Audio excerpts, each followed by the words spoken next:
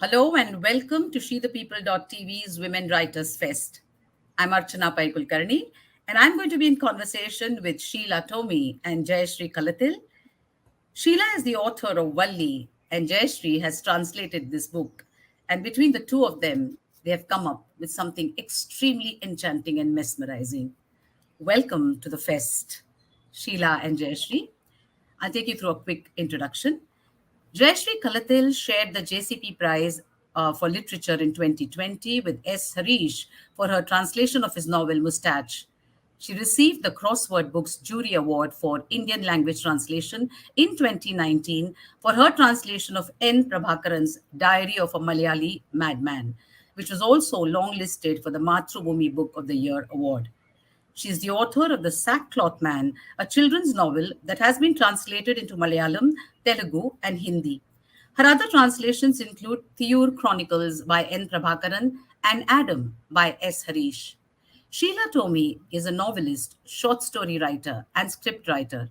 Valli is a debut novel for which she was awarded the Cherukad Award for Malayalam Literature in 2020.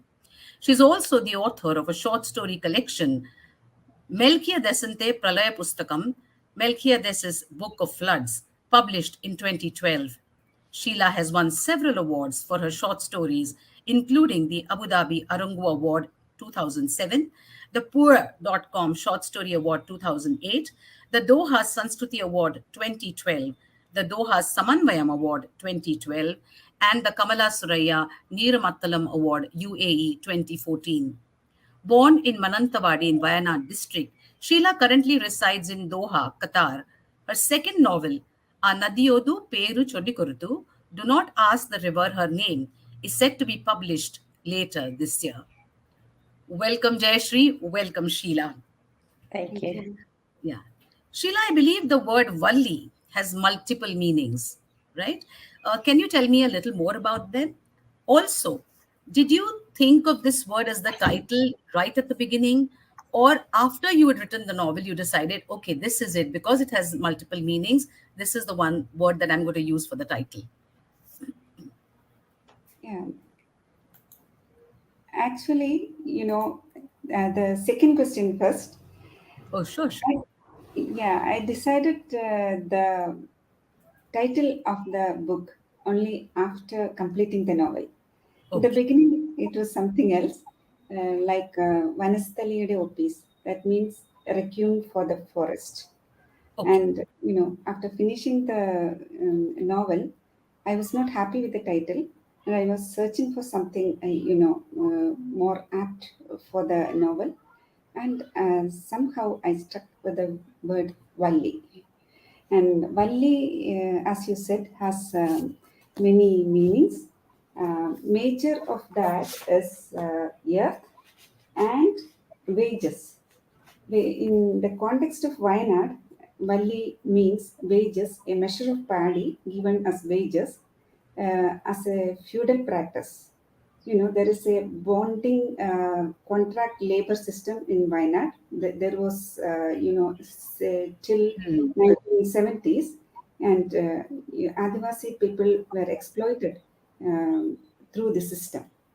And yes, another meaning of Valli is vine, the hmm, climbing plant, and then young women.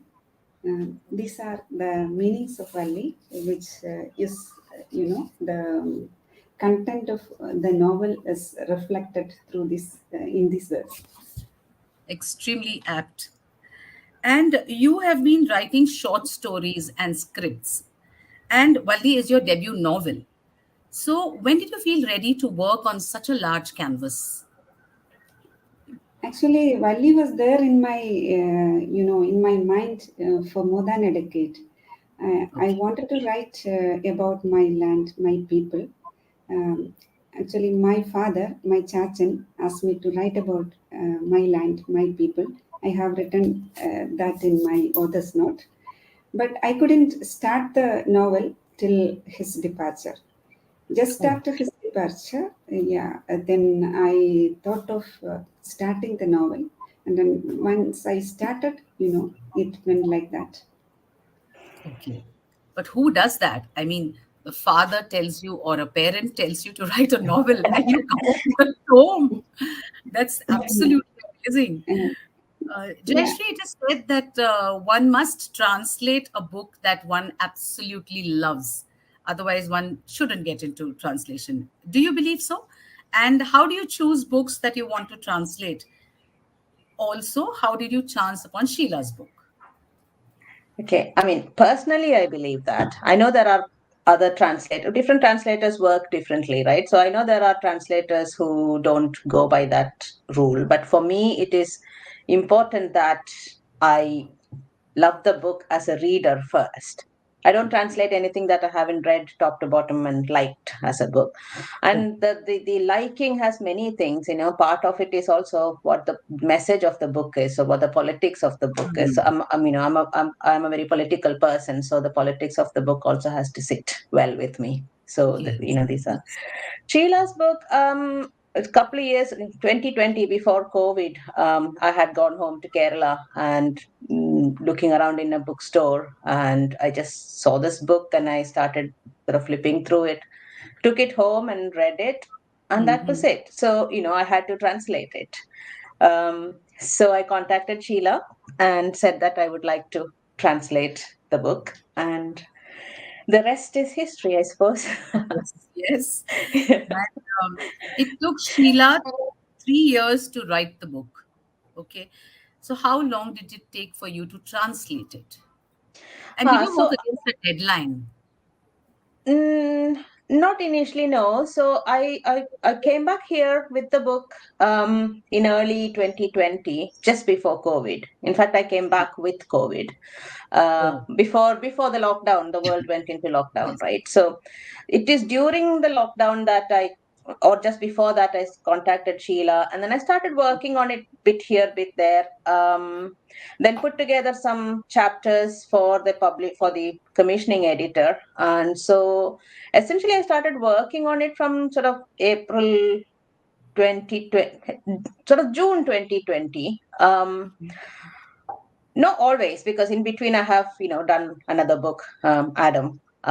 So on and off I've worked on it for about 2 years, but maybe if you take all the focused work on it, maybe 9 to 12 months of actual work on the book. And no, I don't. I mean, at least at the beginning, I don't really work from start to finish, like at the beginning. And, I like to Mm. play around with some sections or some paragraphs. And until I'm kind of happy with how it is evolving, or the kind of the English that is coming out, or, etc. So until then, I play around with it. But once I'm sure of it, then I sort of start, going chapter after by chapter. Yeah. So, Sheila, it's incredible that your father said that you must write about the land, okay? But it's not that easy, right? Someone tells you to write about something, but you have to feel inspired. You have to have something in mind. You have to. So, how did you feel inspired to write the book? It can't be just his wish, right? There has to be something more. Yes, of course.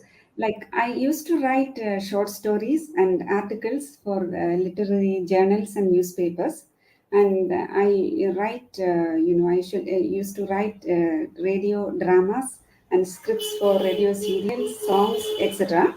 And a novel about my land and a detailed novel or detailed story about the people around me, the people who made me who I am today. That was there in my mind itself. I think of Valli as, an organic telling of the stories that had become part of my body and mind. Actually, in a way, in the novel, you can see Susan's childhood. Yeah, that is my own childhood. The stories which Susan heard are my own, childhood stories which I heard. Um, Actually, my childhood witnessed the miseries of farming life in the wild country. My parents migrated, my grandparents migrated from the southern part of Kerala, that is Tiruvidampur, to Wayanad, to the north of Kerala. My Chachan was a school teacher, but his father, uncles, everyone were farmers. Perhaps it was that childhood spent in the, in the lap of the river and the forest, or that made me, write this story. And in this, these stories which I was collecting in my mind took shape and form Valli in due course. You're muted, Archana. I believe you're an electrical engineer and you also worked for LIC at some point of time. Yeah, I started my career as in LIC. Okay, okay. And were you involved in literary pursuits at that time? Uh, I started writing even during my childhood. As a child, I was very fond of books and I was reading a lot of books. And in my schools and colleges, I usually represented my school in the state level and all. And there was that process in my mind. The writing was there in my mind all the time. Even but after after the completing college days and all, I was completely into my job, into my life, like with my life was engaged with my kids. Yes. Like, yeah. And after they grew up only, I started seriously following my passion. So, do you hold a day job now, or is it just novel writing? Is it just writing now? So, Sorry, I didn't get you. do you still hold a day job, or now Yeah, yes. I was doing the job, but last year, I resigned. Now I am into focused totally into into writing. writing? How wonderful is that? Um, Jayasree, it is one thing to like a book. We like many books, right, that we read. But there must be something that compelled you to translate Sheila's book. So, what is it about Sheila's book that, compelled you to translate it? That's very true. There are lots of books that you read and like, but you don't sort of think about translating all of them. Yes. Yeah, I mean, with Valli, with Sheila's book, it's first of all, it's the story. It's got so many layers to it. You can read it in so many different ways. And I've always been fond of this kind of generational storytelling where there is like and that the stories of many generations in one book. So that was one thing. I love books which have children have a very big role to play. So you had many childhoods in this book, which was especially Susan and James and Jopan and other, no, Jopan in the other next generation. But like there's two generations of children growing up. Some that. But most importantly, it was the story. It is a story of a forest, and I'm Yes. very sort of I love everything to do with nature and the need for us humans to preserve nature and what's happening now, etc. So that kind of a storytelling which has a lot of nature, and you will see that I think in different ways if you look at Mustache or if you look at N. Prabhakaran Marsh's books that I've translated. There's an engagement through language with nature, and that's something that I absolutely love. So yeah, those are definitely the reasons. But the voice, the storytelling is very strong, and that definitely was one of the reasons. Yes. Sheila, like Jayasree said, it's a book about four generations, about the forest, about the Adivasis, about feudalism. There are so many themes. And yet, I suppose you had the plot written down on only 3 pages? Yes. And how did you start developing it? I mean, Yeah, when it did was you do the only research? Yeah, it was only 3 pages. Like the Tessa coming to Kalwai and visiting her grandfather, and she's finding out her mother's diary, and that diary is full of stories of Kalwai. So in 3 pages, I had only few characters, and when I started writing, characters started flowing into my story. and all those characters and the nature and the trees and the flowers and the river, everything I think came into it organically, which was there already. I was living with them for so many years, and they came out organically into the story and joined with me. But you were so distanced from your land physically, right? Your heart was there, but physically you were distanced from it. So when you began writing, you had to actually go and speak to people there, right? You spoke to your elders, you spoke to the Adivasis. Did you tell them that you were writing a book about them? Yeah, And what was the response? yeah, of course. Like, my elders, the elderly people, and, they were very excited. They wanted to tell their stories. They wanted to see it in a book. And, but the Adivasis, even, the people, they, uh, they took it seriously. Like, one of my friends, Sarida Chandran, she even helped me for the language, the Paniya language, which I used in the novel. Okay. Uh, Jayashree, you just did say that you don't begin on page one and it's not a linear process for you, and you just translate.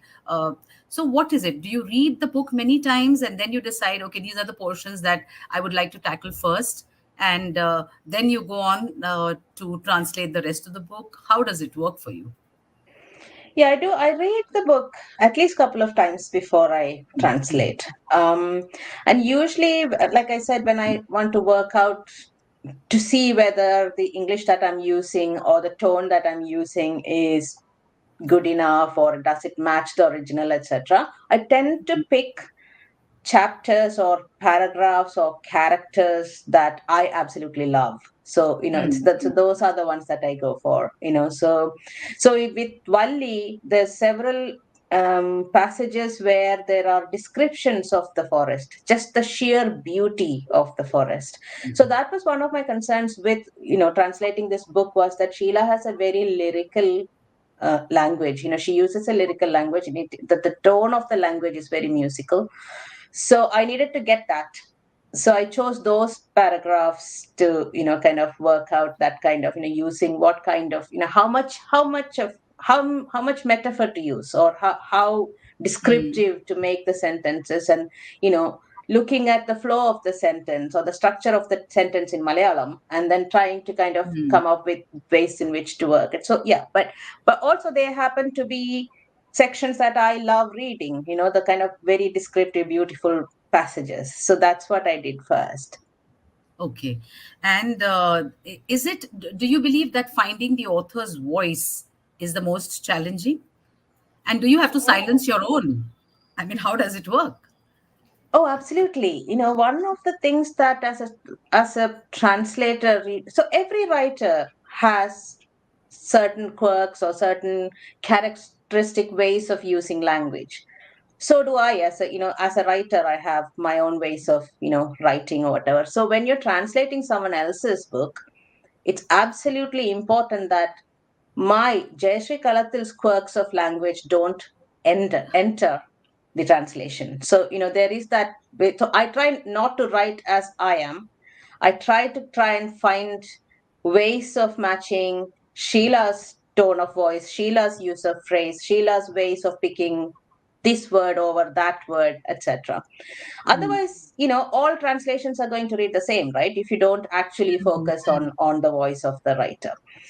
But having said that, I don't think it is, completely possible mm. not to not have the translator's voice in the book. After all, it is a recreation. It is, Yes. it's a recreation of a text from one language to a different language. So I personally don't believe that it's possible to completely negate the translator's voice, Mm, but mm. you do try very hard to try and match the voice of the book to what Sheila's voice is, what the author's voice is. Yes. Sheila, the most important aspect of translation is the trust that the author invests in the translator. So, did you confer with Jayashree throughout the process? And was there any time a difference in opinion or approach? Uh, did that ever happen? Um, I really enjoyed working with Jayasree. Actually, she is a wonderful person as well as a brilliant translator. I have yet to meet her, but since the translation began, we were continuously in touch, like through WhatsApp, through calls, and all.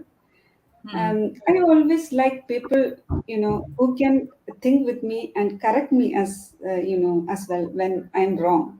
Jayshree is that kind of a person, very strong, but this is not praising her. She does not like it.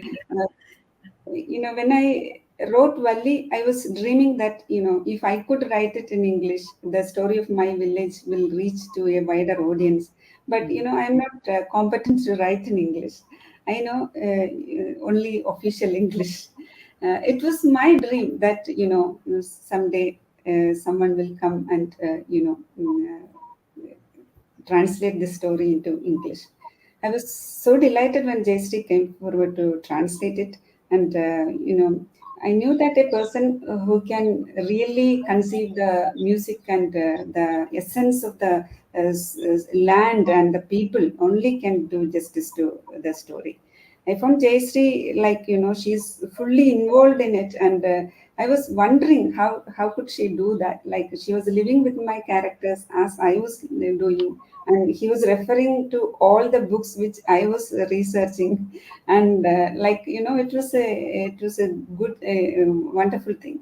It's amazing that she was checking the facts. Sometimes, the difference of opinion, it was not actually difference of opinion. Like, she found out some, facts which was not, wrongly put. And she was doing the editing as well. I think she was rethinking the idea, or somewhere I could feel that. In fact, Sheila, that's what I wanted to know. You were talking about the books that you were reading, or for reference or for inspiration while you were writing this. So, which were the books that you were reading? Yeah, for Valli, for research, I refer to all the fiction and non-fiction books written on Wayanad, because I wanted to tell something differently. Like, there are many novels written on Wayanad, from S.K. Patakat's Vishakaniga, P. Valsala Nelle, and Maveli Mandram by K.J. Baby, and so on. So I wanted to write something very different, and something which is missing in those novels, or something to complete what they have said. So those novels end with the time period 1970. I started my novel from there, and I wanted to show the change, the transformation of my land in the last 5 decades. Also, I wanted to tell about the life of the migrant people over these 5 decades, because the other books, they were telling about the fights for survival of the migrants in the beginning stage, when people migrated to Wayanad. So I wanted to tell the state of the farmers right now. Still, they are fighting for survival, and they are at the brink of suicide. And also, I wanted to tell the what is the condition of the Adivasi people, the people who are protecting our land, who are working for us. Yeah, I wanted to tell their stories and their myths and folklore, which are always we can find in Wayanad. In each corner, we can find all the stories from. Even we have the a separate Ramayana, Wayanad and Ramayana. I wanted to include all those things. So I did a vast research on whatever fiction or non-fiction written on Wayanad. Wonderful. And Jayashree, did you read all those books yourself too? What were the other books that you were reading for inspiration, maybe? So I think there's two things there. One, I have read those books because they are very famous novels in Kerala, and also, written much before, many years before. Vishakanyaka, Nelle, etc. is quite a few years ago. Mavali Mandram is more recent. But these are books that, most Malayalis would have read. So I have read them as well. Um, and I have read the Living Ramayanas, which is a book, about the different types of Ramayanas, etc., by Asis Tarivana. Yes. Um, I read OJ Baby's book, Johnny's book about Wayanad and its, history, etc. So I've read some. I read the reference books as well. But in terms of inspiration, I don't read books for inspiration to translate a book. You read, right? But to what I'm trying to say is that I don't read another book for me as inspiration to translate Valli. No, because translating Valli is simply based on Valli, that one book. So I don't read other books as inspiration for that particular process. But I read widely, and I've read all the books that I could get my hands on from London, which I have some of them with me. So I've read them all as kind of background reading and research, and sort of get a sense, because Wayanad history is something that I knew bits and pieces, but not very well. So I read articles and books on that, etc. Yeah. Sheila, there are so many narrative devices that have been employed here. There are diary entries, letters, there is the Panya language, biblical quotations. So, did you, when you started writing, think of all these, or did it all develop as you wrote? No, I didn't think of all these things, but I started with the diary entry of Susan, and I thought of including a lot of diary entries. But as I, started writing all these letters and Bible quotations, everything came into the novel. Folk songs also, right? Folk songs. I was thinking of including some of these folk songs reflect their dreams, their culture, and everything. So I wanted to include some of the folk songs which are very relevant to the story, and I researched for that and found out something for that. Sheila, you've mentioned that it's been your dream that one day the world would hear the untold stories of your land. But you've also mentioned elsewhere that you feel shy to send your stories out for publishing. So, how do you get over this shyness? There must be so many authors out there who go through the same thing. So, Actually, I said before that I used to write articles and short stories for newspapers and literary journals in the Middle East. But that time, I started sending short stories for some competitions. And when I was awarded this, when my short stories were getting awards, then I had the feeling that it's worth to be seen by the public. That's how uh, so do you have beta readers? Is there somebody who reads your stuff? When you've written maybe a chapter or so, is there somebody who reads it? Do you share it with someone? yeah, like we have a group of friends, like my close friends. They are reading my stuff. They were reading my stuff whenever I write it, and they are good readers as well, and they comment on that. They criticize me, so it's good that I can improve on whatever I have written. Jayashree, with all the narrative devices in the book, did it get overwhelming at some point? Because there must have been so much research, so much to go through, or was it a wonderful challenge? No, it never felt overwhelming. In fact, um, I mean, I don't know how to put it. Valli was more pleasure than challenge. So it wasn't a difficult book to translate.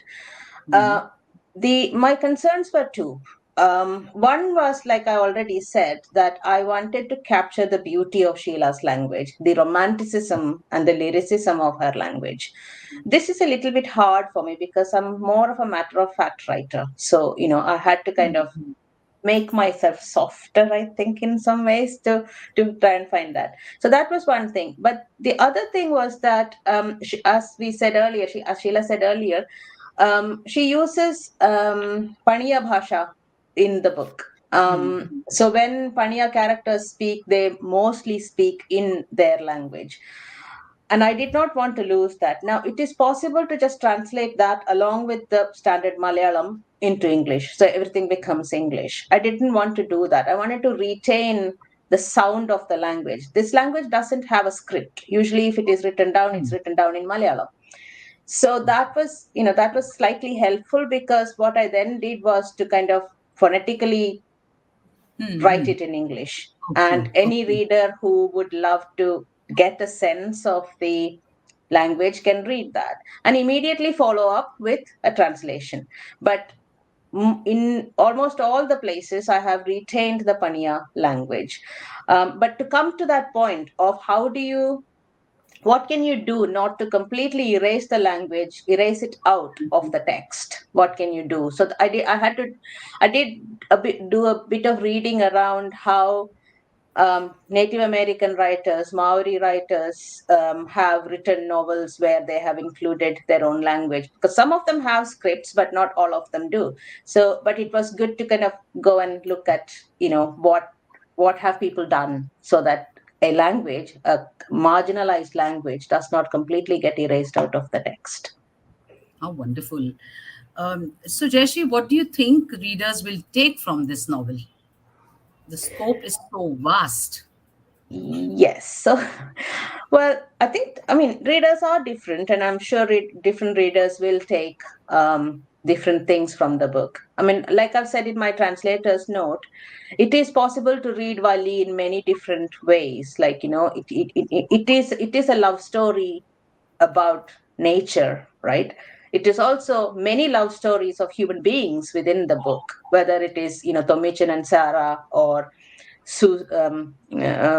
Lucy and Peter, or Basavan and Ruku. There's several love stories in the book. So it is a love story, but it is also a story of struggle. Both of the migrants from the lowlands who have come into this wild place to make a living, but more importantly and more strongly, probably the people of the forest, the Adivasis, whose land is what they were taking, not just them, but before them, British colonialism, and after them, the tourist and, kind of timber and such industries. So their land has always been under siege, let's say, from everybody else. So it is a story of struggle, but it's a story of resilience, and the kind of saying that, no, we're not going to just stand back and just take what is given to us. So there's so many different ways in which you can read, and I just hope readers take some of this away. I'm sure different readers will put one or the other above the other, I suppose, but yeah. Sheila, do you think you've managed to send the strong message that you wanted to? Yeah, I think so, because from the reviews and from the responses I'm getting for the book, I hope so. Jayasree, what are you working on now? I'm working on a beautiful book which is quite different from everything I've translated so far, called Maria, Just Maria by Sandhya Mary. Okay. It kind of connects up with my other role, as we were talking before the recording started, of being a mental health activist. So it's kind of, and it's a very contemporary story. It's a very modern story. It's a beautiful little story. So that's what I'm working on now. And Sheila, what are you working on now? I believe there's a new novel that is slated for release, right? Yeah, my new novel is going to get released this week, 29th of August. It's like Wonderful. like Jayasree told before, people under siege. It's something different. Same thing, but something different. People who are running away from the homeland. It's based on Middle East, Israel, Okay. Palestine. Okay, wonderful, Sheila. And to that, we come to the end of the conversation. And thank you so much, Jayasree and Sheila, for joining us. Thank you, viewers, for being here. And all the very Thank best for your future endeavors. Thank you for Thank you. you. having us. Thank you, Archana. Thank you. Thank you.